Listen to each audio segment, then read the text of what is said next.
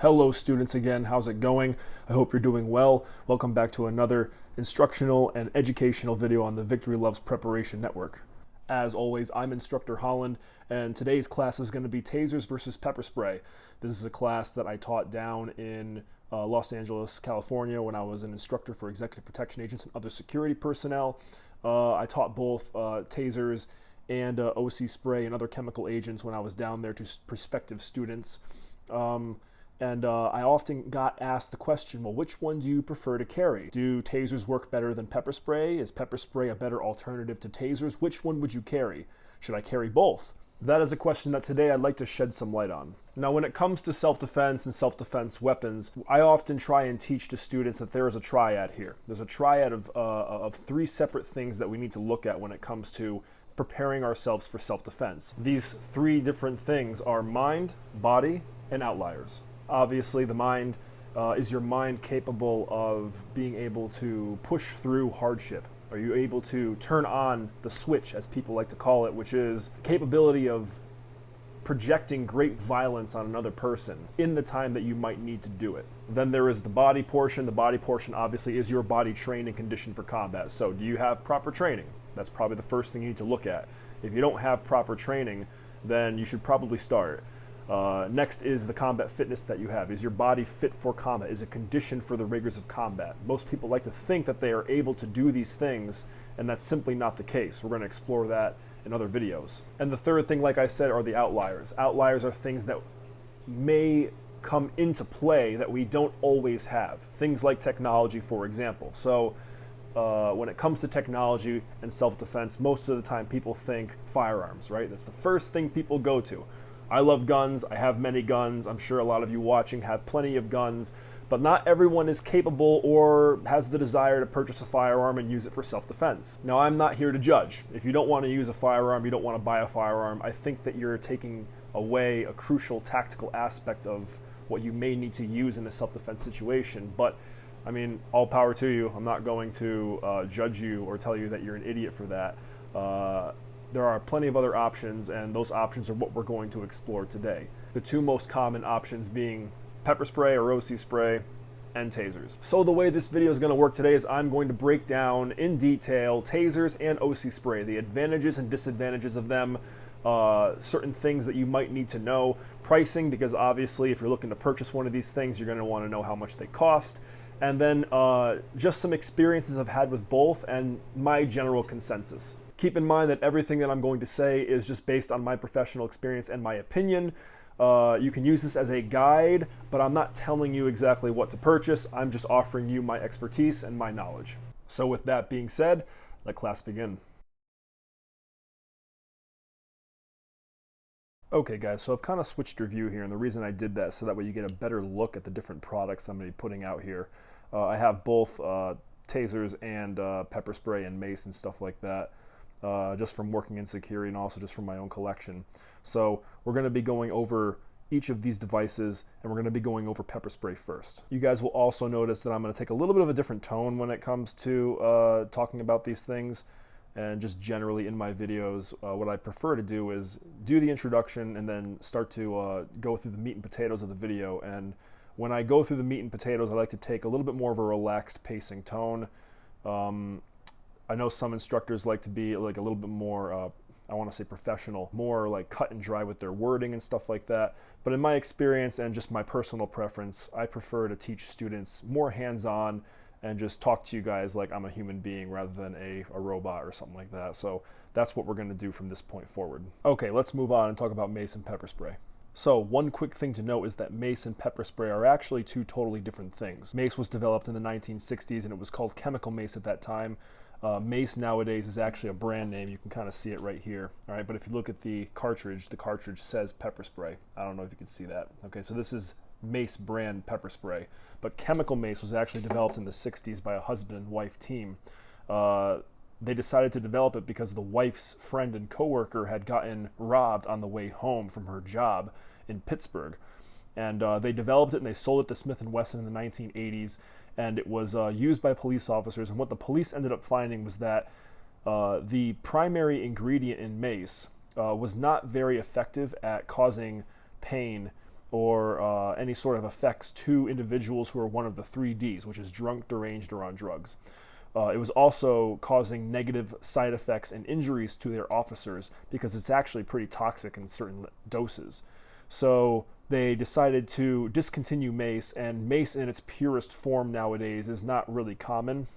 You'll find mixtures of Mace along with stuff that is used in pepper spray, but you won't find pure Mace anymore. The other primary difference is legality. So Mace is actually available in most states, but it's illegal in 3 separate states: Washington, Wisconsin, and Hawaii. This is because of the active ingredient in it. However, pepper spray is legal in all 50 states. The primary active ingredient in Mace is called phenyl chloride, while the primary active ingredient in pepper spray is called capsicum. Capsicum is derived from the oily extract of pepper plants. So because chemical mace is A, not as effective as pepper spray, and B, not nearly as legal or common as pepper spray, I'm primarily going to focus this section of the video on pepper spray itself as opposed to chemical mace. Pepper sprays actually come in multiple different forms. There's 4 different forms that pepper spray can come in.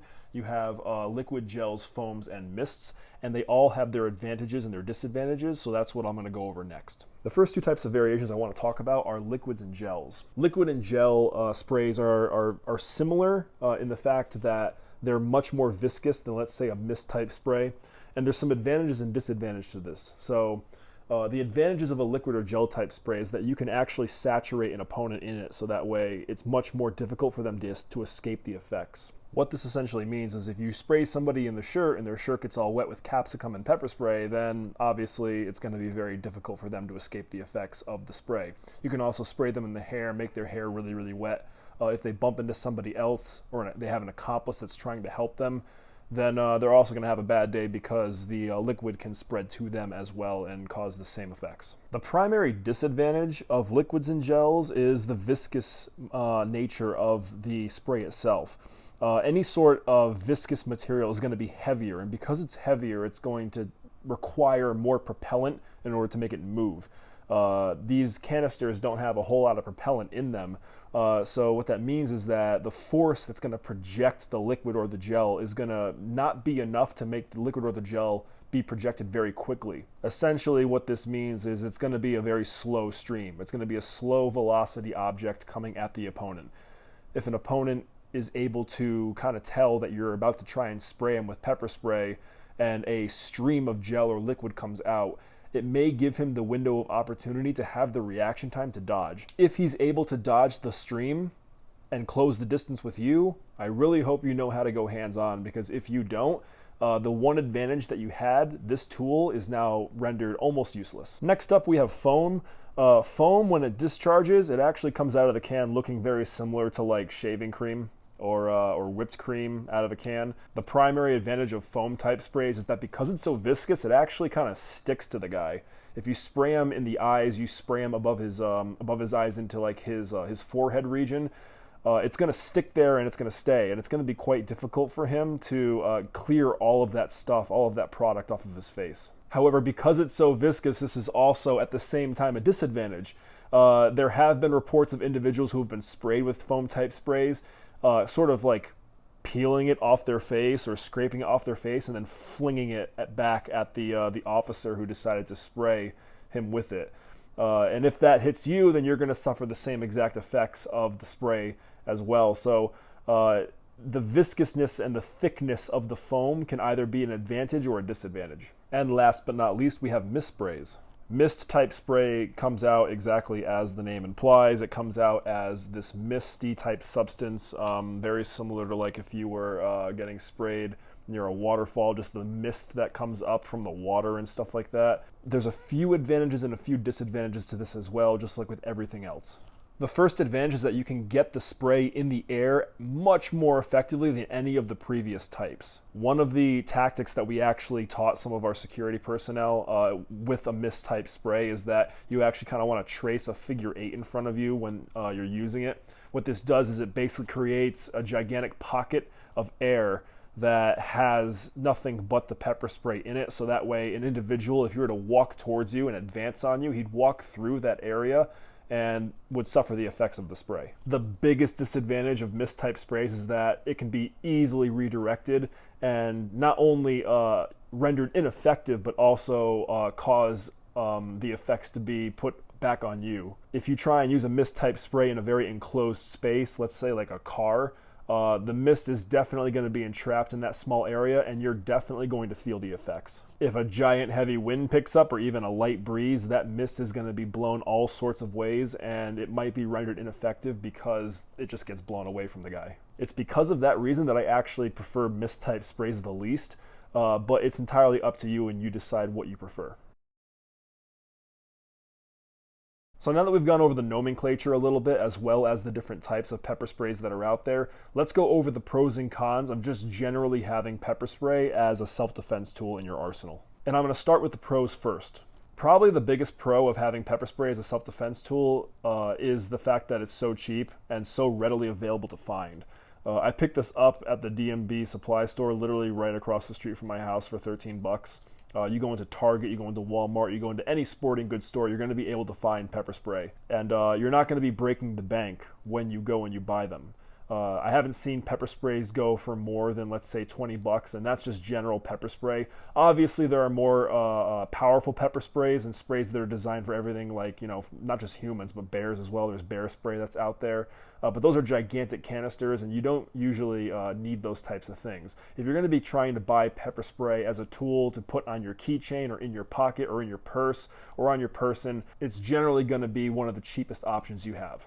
The second thing is that pepper spray is much more available than tasers, and it's much easier to find. I listed off all the stores that you can find pepper spray at. You're not going to be able to find a taser device over at those stores, and that's generally one because tasers are considered much more, I don't want to say dangerous, but they can be used for much more nefarious purposes, and the technology behind them is much more advanced than pepper spray, so they want to limit who's able to go and get them on a regular basis. The second is because Axion, the company that makes tasers, they want to make sure that you buy almost directly from them. Third is ease of use. I mean, look at this thing. It's incredibly simple. It's literally just a safety catch here with a button.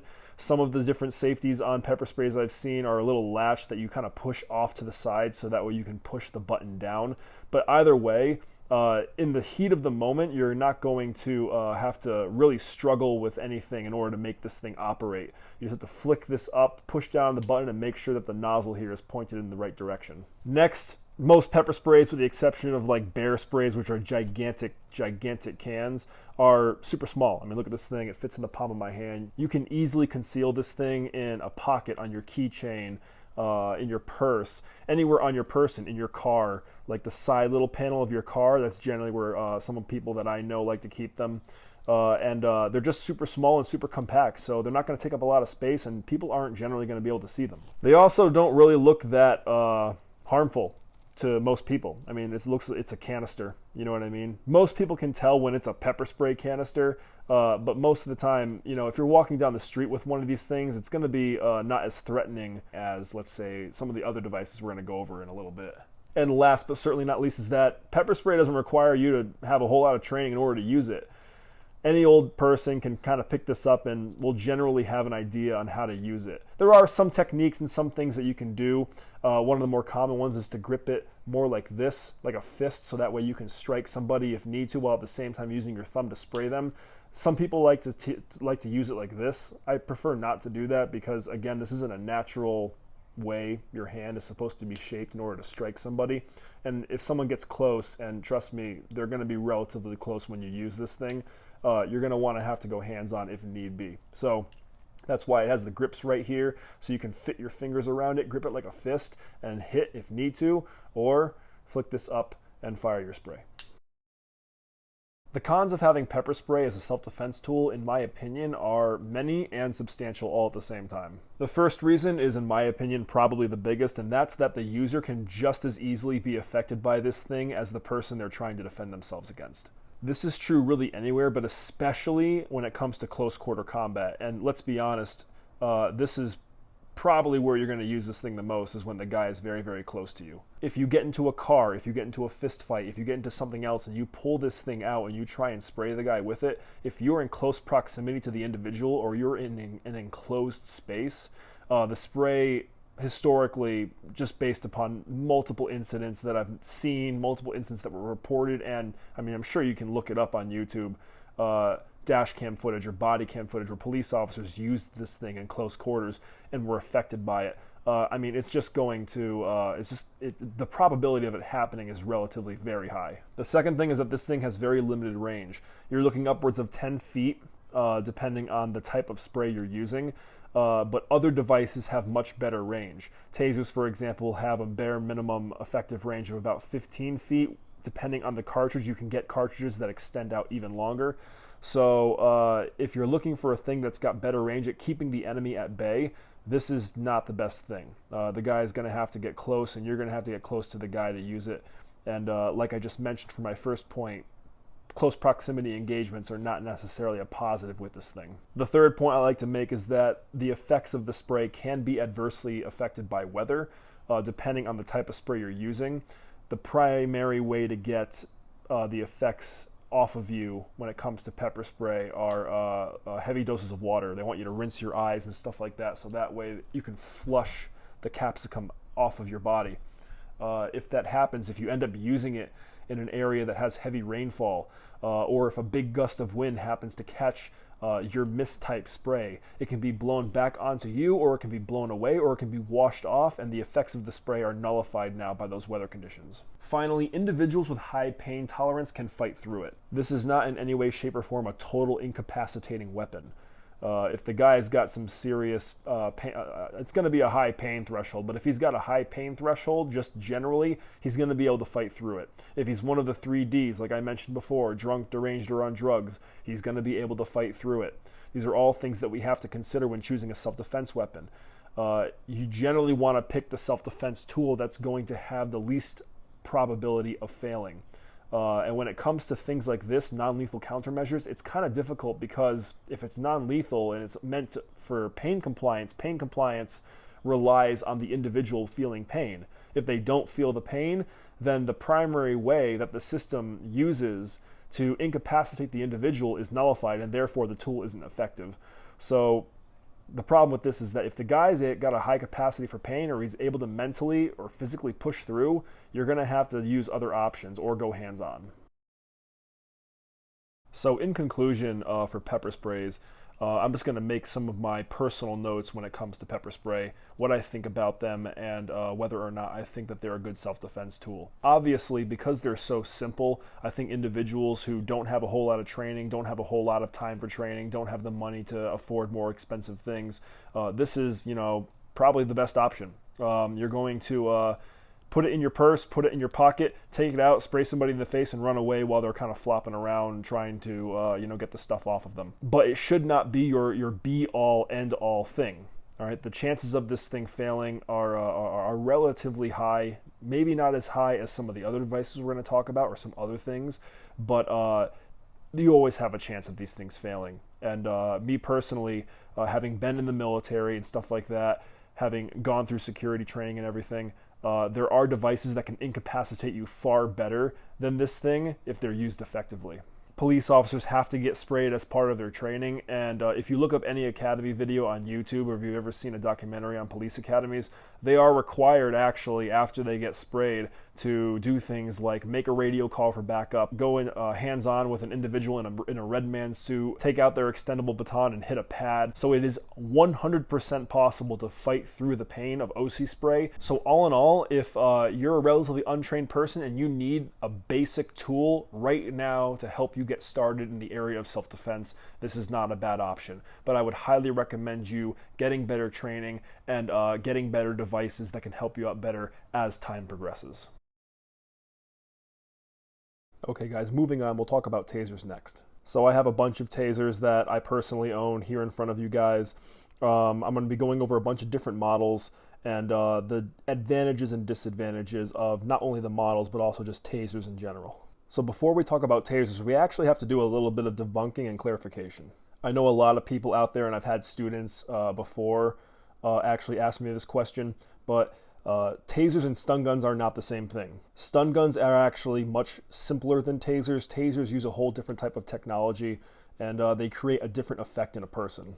Most stun guns you'll find are these like remote control looking things with the two metallic prongs, and these two metallic prongs create an arc of electricity across them, and you push those prongs into the individual. What this causes more or less is just straight up pain compliance. It hurts really, really bad to get touched with one of those things, and the pain itself is what's going to stop an attacker from wanting to come at you. Tasers do the same thing if you decide to drive stun somebody. We're going to talk about drive stunning later on, but they're also completely different. I guess you could say that all tasers are stun guns, but not all stun guns are tasers. Tasers cause a thing called NMI. It stands for neuromuscular incapacitation. And basically what neuromuscular incapacitation is when the barbs from the taser cartridge connect to the body, it's going to create a arc of electricity throughout the body, and that is going to disrupt the nervous system.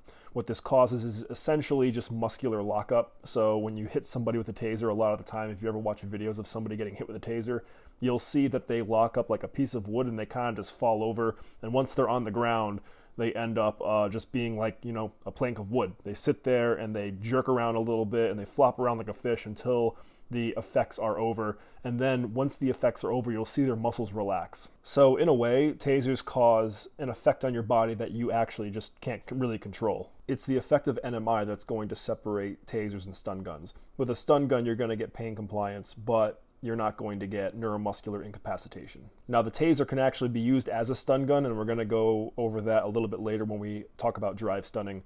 But like I just said, you're not going to get the same effects with a stun gun, so keep that in mind if you're thinking about purchasing a stun gun. You're not actually purchasing a taser device. So let's go over some of the models of tasers that are available on the market today.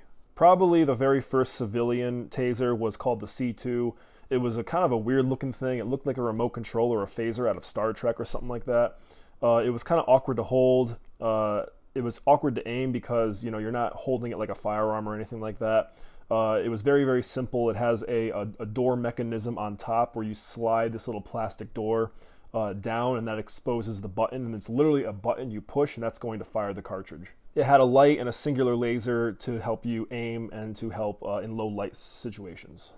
It was a good taser, and it still is a good taser. You're going to be able to find them on the market, but Axion at this point, Axion is the creator of Taser, they're not building them anymore. Instead, they switched to the Pulse, which is this one right over here, but I'm going to talk about that in a little bit. A C2 nowadays, if you look them up online, you can probably find them for about between $300 and $400 depending on the use of them, if they're new or they're used. It's kind of difficult to find ones that are new nowadays because Taser just aren't making them anymore. Once Taser discontinued the C2, they upgraded to the Pulse, and this is the Taser that replaced the C2. So this is a Pulse. This is specifically a Pulse Plus. There's actually two different models of Pulse. There's their standard Pulse, and then there's the Pulse Plus. In terms of functionality, cartridge, and stuff like that, there really is no difference between a Pulse and a Pulse Plus. The Pulse Plus has a few other options I'll talk about in a second, but they're pretty much the same thing. It has an ambidextrous safety on here, so that's a good thing, so that way you don't accidentally discharge it, because we do treat these like live fire weapons. It has a light and a singular laser, just like the C2, to help you aim. And it also uses the same exact standard cartridges as a C2. So the C2 cartridges will fit inside of a Pulse. The primary difference between the C2 and the Pulse is that the C2 was not a firearm-shaped device, whereas the Pulse and the Pulse Plus are. This can be an advantage and a disadvantage. On the one hand, when you pull out a C2 or you have a C2 on your belt or in your pocket, it's pretty much inconspicuous. People aren't going to suspect you're carrying around a firearm, but there's been a few times where I was working executive protection. I had this on my belt, especially during the riots down in Los Angeles and stuff like that. And I had this on my belt because this client that I was working with wanted it exposed. They wanted people to know that I was security. And there was a few times where the police actually stopped me because they thought I was carrying around a firearm. They wanted to check to see if I had a permit to carry around a firearm, and in California you need an exposed firearms permit to carry a live fire gun when you're working security. And then when they came up, they finally saw that this was a taser instead of a firearm, and they let me go. But that sort of assumption can be pretty dangerous if somebody assumes that you're carrying around a firearm and you're actually just carrying around a Pulse. You can find holsters for your Pulse. I have one right here. They fit inside pretty nicely. just like so. It snaps right in. And the one thing I like about the Pulse is that even though it is shaped like a firearm, it's very concealable. It's very small, it's compact, it's lightweight, and you're going to be able to put it on your hip, throw a shirt over it, as long as it's a loose-fitting shirt, and no one will even know you have it. Another advantage that the Pulse has over the C2 is that because the Pulse is shaped like a firearm, if you have previous firearms training, it's going to feel natural to aim and point the Pulse as opposed to the C2. The Pulse is also equipped with a battery gauge. Once you turn the safety off, you're going to see that the little light on the back here lights up. This is actually telling how healthy your battery is. Green means that the battery is relatively new. As it starts to wear down, it's going to become a different color. So it's going to change down to like a yellowish type of green, down to orange, and then down to red. And once it's in the red, you're going to need to replace the battery. One last quick little snippet about the Pulse. If you notice on my Pulse, it says Pulse Plus. That's because this is a Pulse Plus, which is a little bit more advanced version of the Pulse. As I mentioned before, there really is no difference in terms of operation or in terms of firepower, I guess you could say, when it comes to the Pulses. But the Pulse Plus does have a little add-on and a little feature that in a life-threatening situation could be useful. So the Pulse Plus is actually able to send out a Bluetooth signal to your phone. On the App Store, you can find an app called Noonlight. You download it, you make a profile, and you hook your Bluetooth signal up to your Pulse Plus. Essentially what Noonlight does is it hooks up to the GPS on your phone. So when you fire your Pulse, the Pulse is going to send a signal to your phone saying, hey, I just fired the Pulse in self-defense, I need help. It's going to send that message to Noonlight. Noonlight is going to be able to find your exact location utilizing the GPS on your phone, and Noonlight operators, which are on standby 24 hours a day, 7 days a week, are going to send your location to local law enforcement. So that way, law enforcement are going to be able to come to your position and aid you. So you don't even need to call 911 after you discharge your Pulse. If you have Noonlight set up on your phone, help will be coming if you decide to discharge your Taser. Now, it is important to note there is a training mode in Noonlight, and that allows you to practice shooting your Taser without it sending out an alert to Noonlight. So make sure that you switch between those two if you're going to end up firing your Taser for practice. Otherwise, you'll have the cops coming over and seeing what's going on at the range, and they're probably going to be pretty angry that they responded to a call where nothing was actually happening. The next Taser we'll talk about, and probably one of the most common you've seen, is called the X26. The X26 is the standard issue Taser for law enforcement and military nowadays. You can buy them online, but they're a little bit harder to find because they've actually been discontinued again with the X2, which is what we're going to go over in a little bit. The X26 is obviously going to be more expensive than the Pulse. A brand new X26 will probably run you a pretty penny of about $600.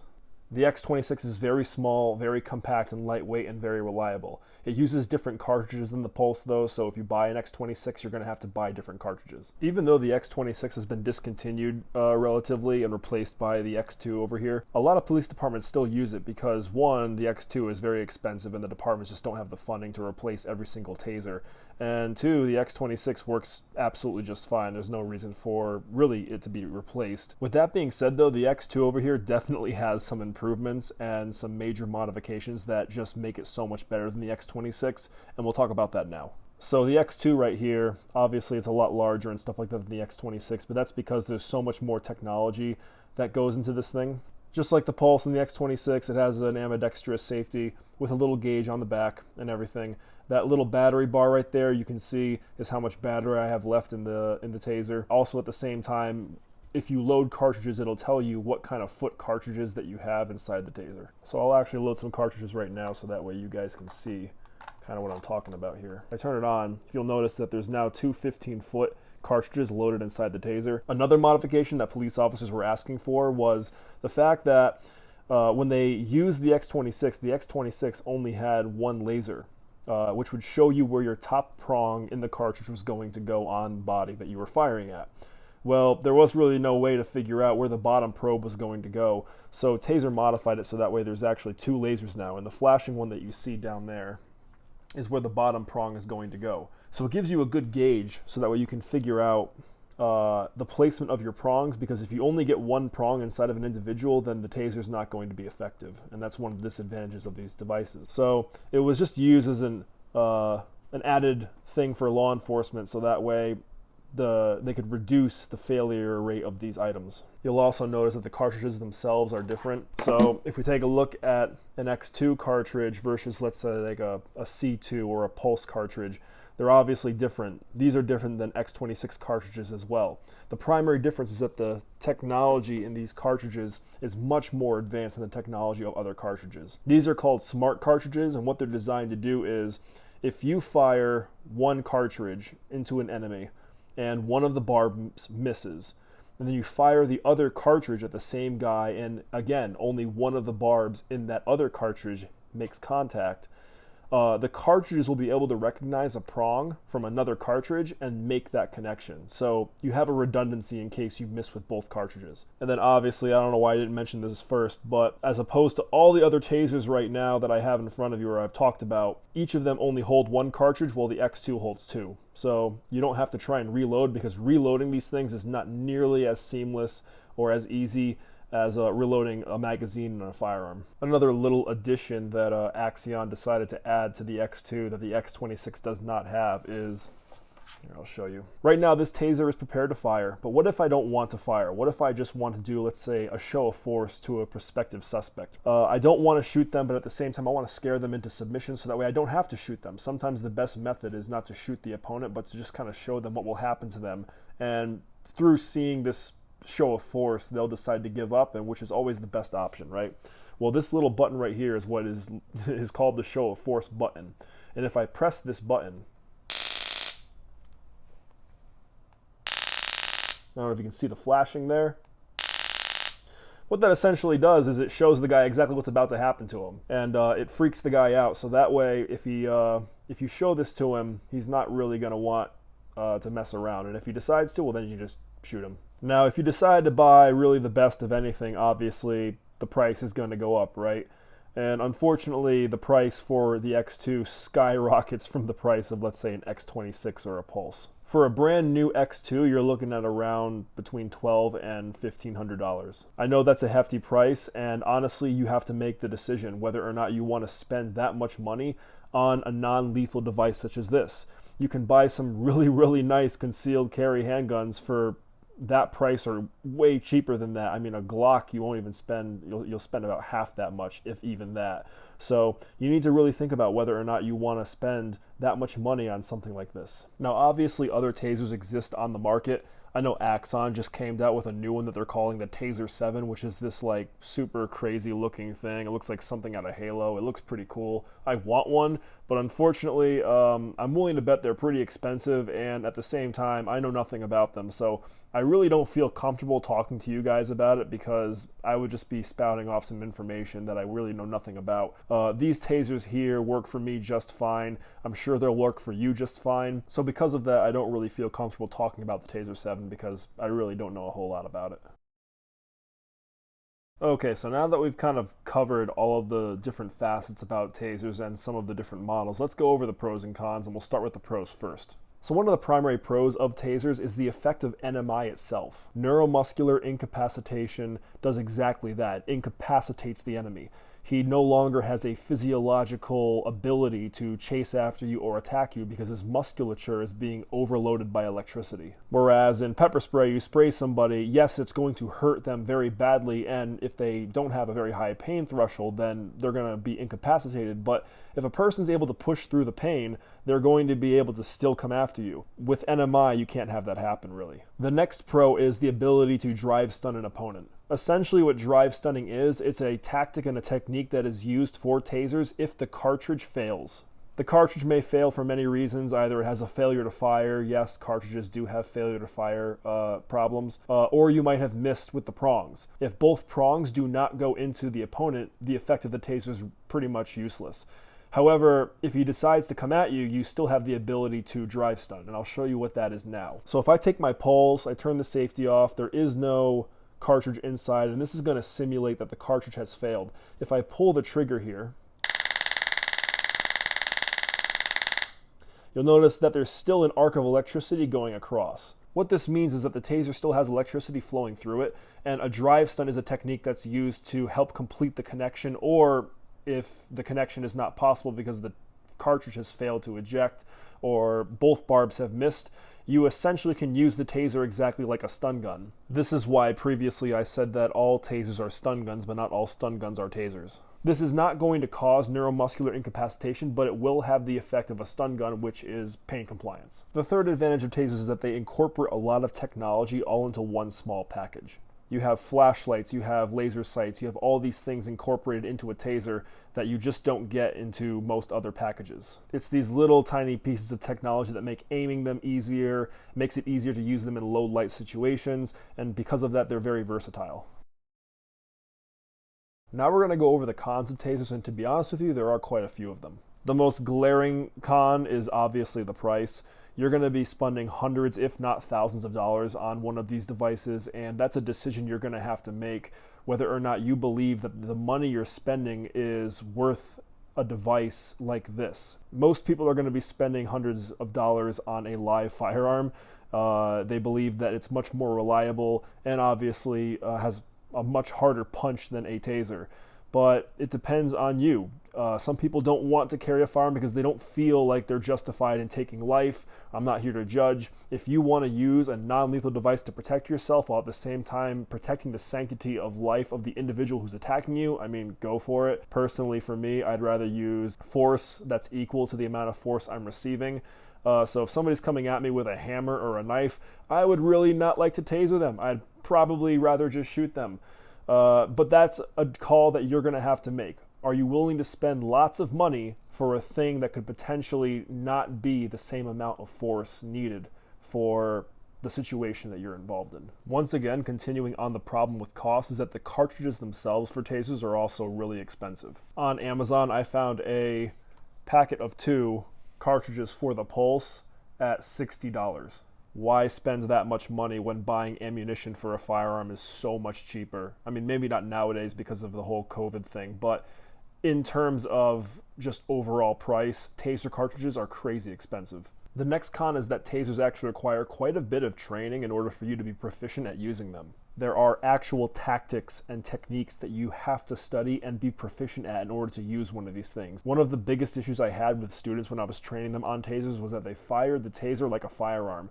And that almost always ended up with the taser being ineffective. The barbs wouldn't go in the right place, they'd miss their shot, anything like that. And that's because these things are not firearms. They're not designed like firearms, and you can't shoot them like a firearm. You do have to do training on tasers because you have to fire them in a unique way because they are designed uniquely. They are a completely different type of technology than a firearm. Some of these tactics and techniques I will go over in another video if you guys want.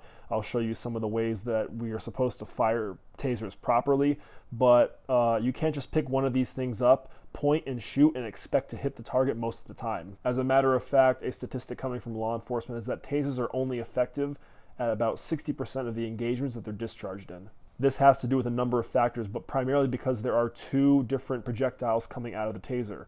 One of these cartridges has 2 barbs, and in order to complete the connection and make the taser effective, both barbs have to go into the target. When you have a person coming at you, it's really difficult to make 1 shot land, let alone 2 shots. And this is only compounded by fear and adrenaline and tunnel vision and all the things that you're going to experience in a stressful self-defense situation. So you have to take that into account. The failure of these things can be relatively high unless you train properly with them. And I mean, we just went over how expensive the cartridges are.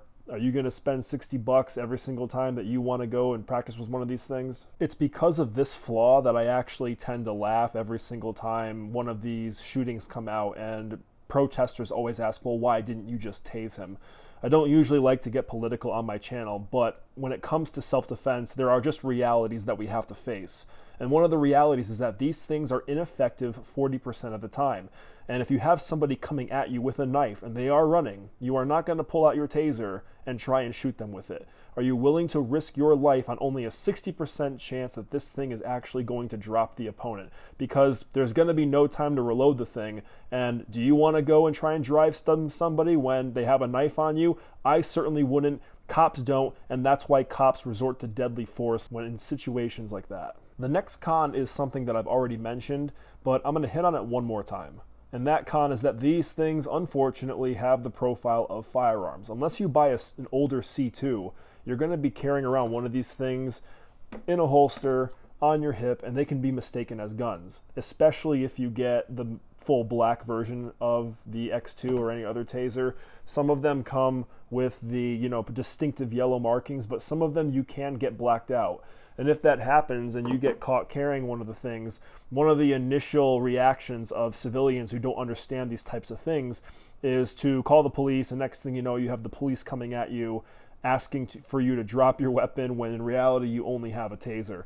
So that's something that you need to take into account if you're going to carry one of these things for self-defense. And finally, again, this also has to do with pricing. I know tasers are super expensive to operate, and that is that the batteries must be replaced by Axon once they run out or they're getting low. Axon batteries are really, really expensive. A standard battery pack for the Pulse is going to run you about $30.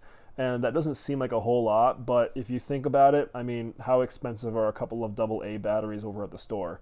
You're going to have to buy a new battery pack from Taser. It's going to have to get sent to you. It's going to be a lengthy process, and the price is just higher than, what you would normally get for, let's say, pepper spray. So in my personal opinion, I think you should buy a taser if you have the money and the training that can go into them. I don't believe that they are necessarily a thing that a beginner should buy.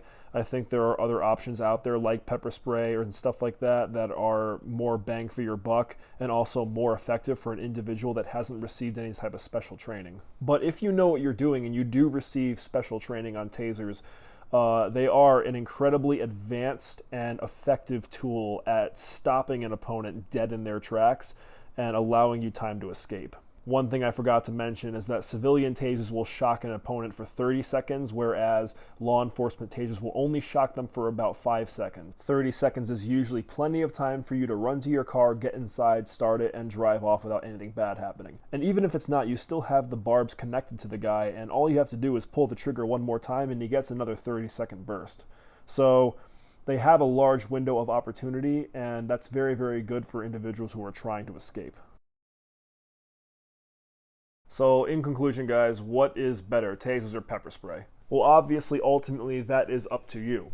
I'm not going to be able to tell you that one is better than the other. It really comes down to your personal preference and your training. All I can tell you is my personal preference, and when I was working executive protection, I preferred to carry tasers, and that's for more reasons other than my personal protection. I had a feeling that if I found myself in a situation where I was going to need to defend the client, spraying an area around the client with pepper spray was probably not the best way of getting the client out safely. It's for that reason that I used tasers and I carried tasers on me so that way I could incapacitate a person so I could evac the client out of there if necessary. In my opinion, you should use pepper spray if you don't have the training that tasers require. But if you have trained on tasers, then there's no reason for you not to carry one. Just keep in mind that I hope your training and your body are up to the rigors of combat in case the taser or the cartridge fails and you have to go hands-on. I know I kept this video more of an educational video on tasers and pepper spray, kind of comparing and contrasting the two. I didn't really hit on tactics or training or anything like that. If you guys would like to see that, please let me know down in the comments. I'd be more than happy to do that. As well as any other classes that you guys would like to learn about in the future. I hope you enjoyed the video, and if you would like to see more, well, you know what to do. As always, stay safe out there, and remember, victory loves preparation, so continue training, continue improving, and just continue being prepared. Class is dismissed, and I will see you gentlemen and ladies next time.